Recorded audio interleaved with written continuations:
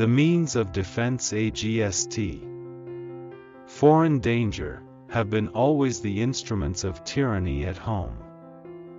The advancement of science and the diffusion of information is the best aliment to true liberty. Philosophy is common sense with big words. The truth is that all men having power ought to be mistrusted. Charity is no part of the legislative duty of the government.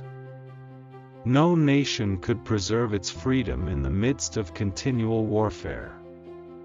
You must first enable the government to control the governed, and in the next place, oblige it to control itself. Equal laws protecting equal rights, the best guarantee of loyalty and love of country. All men having power ought to be distrusted to a certain degree. The means of defense against foreign danger historically have become the instruments of tyranny at home. If tyranny and oppression come to this land, it will be in the guise of fighting a foreign enemy.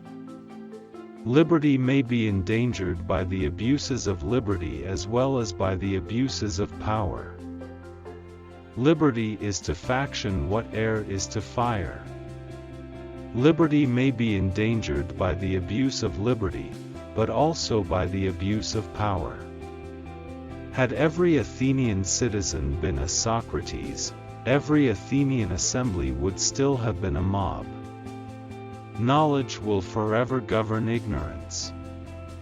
If we are to be one nation in any respect, it clearly ought to be in respect to other nations. Experience is the oracle of truth, and where its responses are unequivocal, they ought to be conclusive and sacred. Religious bondage shackles and debilitates the mind and unfits it for every noble enterprise, every expanded prospect. Ambition must be made to counteract ambition.